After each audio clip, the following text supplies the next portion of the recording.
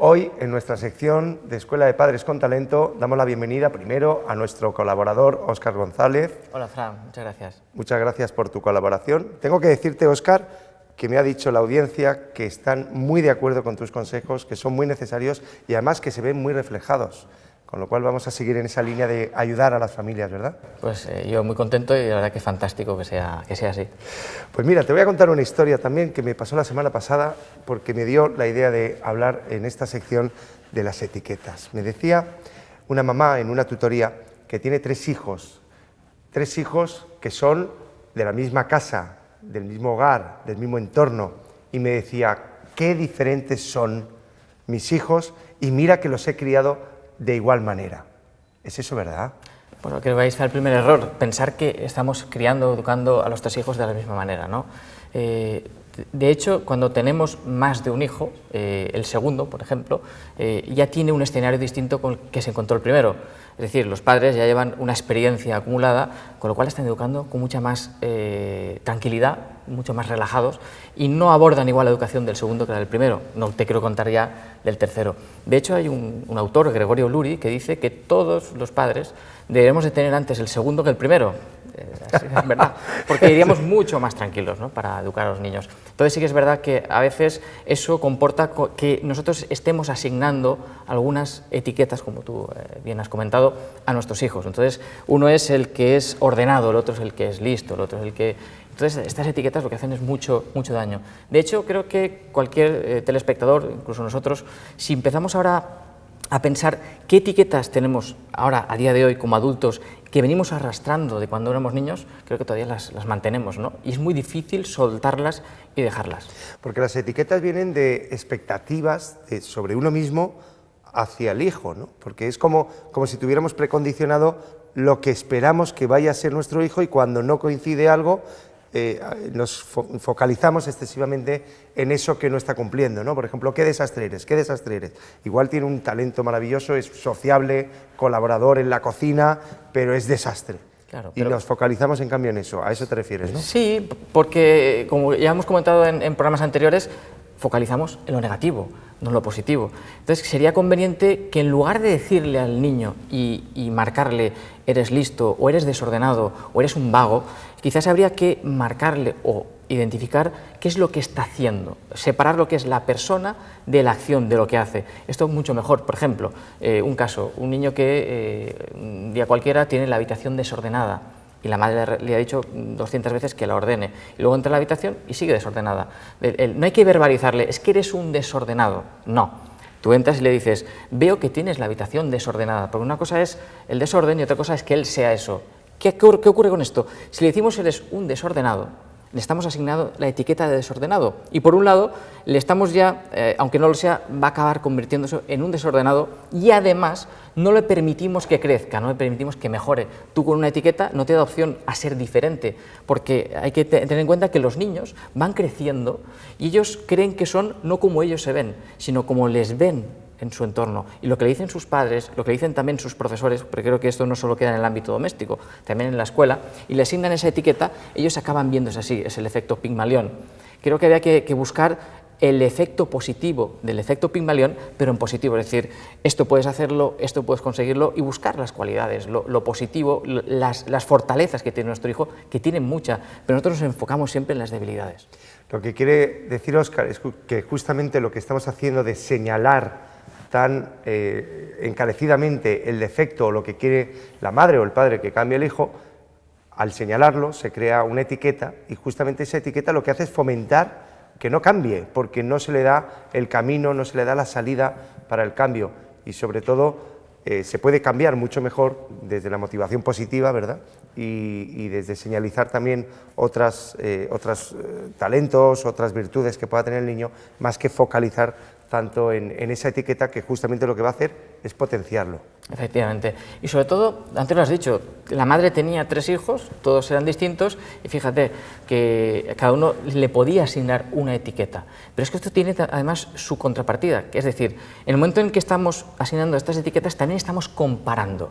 Y es una de las cosas que hay que evitar, comparar a los hijos, o incluso a los hijos con amigos de sus hijos. Es que, fíjate, no hacer esto como sí que lo hace tu hermana, o tu hermana estudia más, o tu hermano es más... Entonces, ahí estamos también generando un nuevo problema, que es que entre ellos se produzca un enfrentamiento. Porque, una rivalidad, además. Una rivalidad, y además el niño percibe, porque el que estás comparando en negativo, está percibiendo que se le valora menos. Y eso para mí es terrible. Cuando un niño se le está diciendo, tú no vales, ahí tenemos un problema muy grande, porque al final el niño acaba convencido y acaba creyendo, son las creencias que ahí arrastramos, de que no valemos para esto, no valemos para lo otro, cuando quizás podíamos haber tirado por ahí y sí que valíamos. Con lo cual esto tan habitual que solemos hacer, de fíjate tu hermano con lo listo que es, o con lo trabajador que es, o con lo aseado que es, y mírate tú, eso no hace más que hundir, frustrar y para nada motivar al cambio que debe hacer. Exacto. Y además es importante, Fran, que cuidemos mucho nuestro lenguaje, lo que les decimos a los niños, y sobre todo que sepamos y entendamos y les preguntemos si realmente nos están entendiendo qué es lo que estamos diciendo, porque tenemos que hablar en un lenguaje que el niño entienda.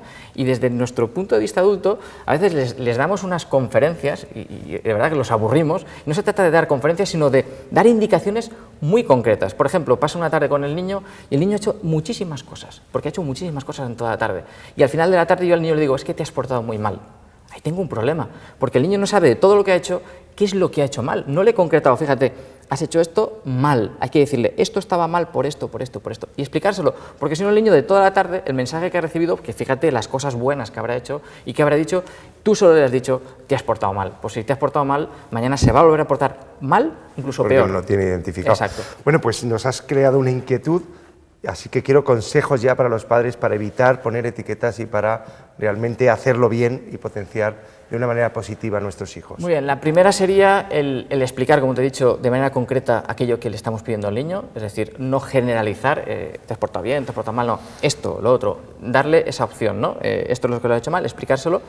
La segunda clave sería explicar muy bien que él puede mejorar, es decir, no etiquetar para darle una posibilidad de mejora.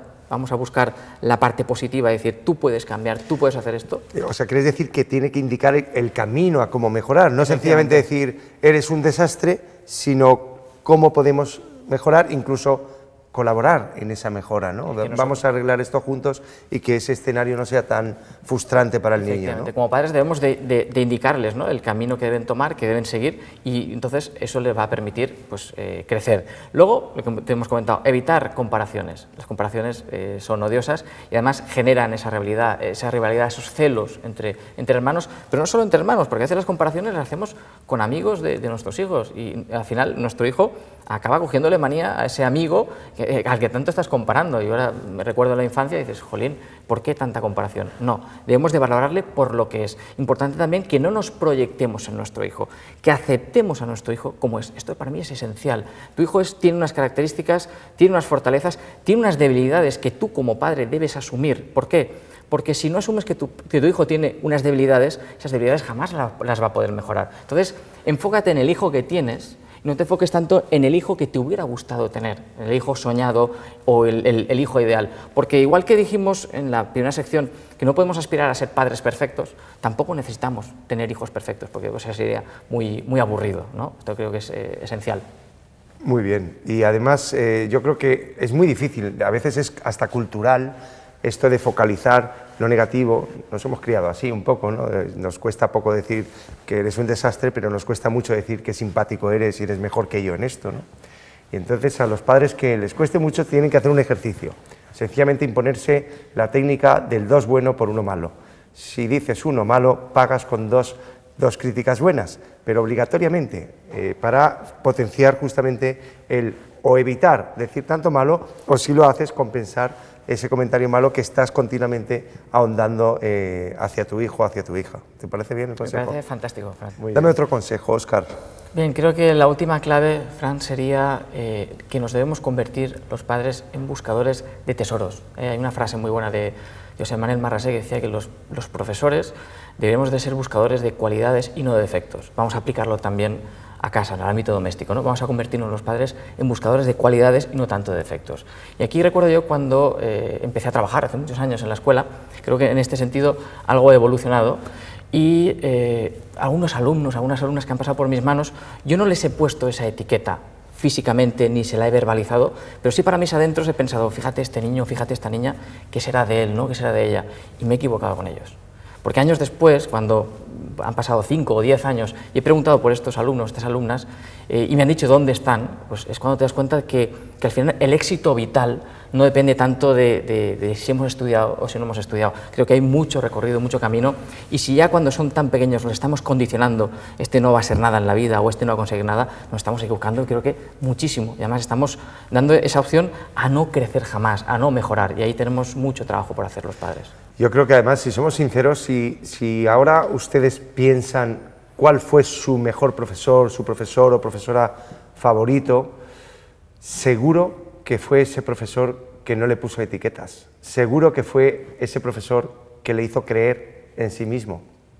¿Verdad, Óscar? Sí, pero al final es el profesor que te ha valorado. Al final lo que está percibiendo el niño es si le valoras o no le valoras, tanto el niño como en este caso el profesor, como los padres. Es decir, si a mí me están comparando continuamente con este o con aquel o con el otro, es que a mí no me valoran como soy, no me dejan ser yo mismo. Con lo cual, como última conclusión, podríamos decir que la mejor manera de hacer cambiar a nuestros hijos es motivarles, no señalar lo negativo y hacerles creer en ellos mismos. Y esa es la mejor manera de cambiar.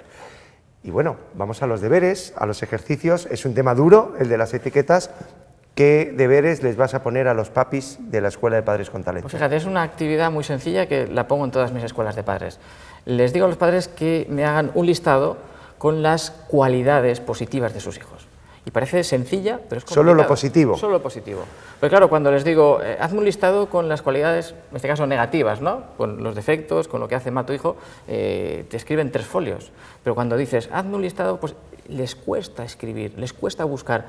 Y creo que ese trabajo lo tenemos que hacer, porque nos permitirá con mayor facilidad encontrar las cosas buenas. Pero para encontrarlas tenemos que provocar ese vamos a buscar porque es que lo hay, y nos damos cuenta que hay mucho más positivo que negativo, y recordárselas al niño. Si las pongo en un papel es para decirle esto me gusta de ti, lo podemos colgar en la nevera, o podemos repetir, pero el niño necesita recibir ese mensaje positivo de los padres. Con lo cual el deber es hacer un listado positivo, solo positivo, de las cualidades de su hijo, de su hija, y además hacérselo saber y decírselo, ¿verdad? Qué feliz puede sentirse, ¿verdad? Un niño que un hijo. Y ya, a modo de broma, y luego lo hace sobre la pareja, ya puede ser la bomba. Espectacular. Lo que pasa es que igual no salen mucho. Bueno, seguro que salen, seguro. Óscar, muchas gracias de nuevo por el tema que has abordado, valiente, decidido y sobre todo con consejos concretos.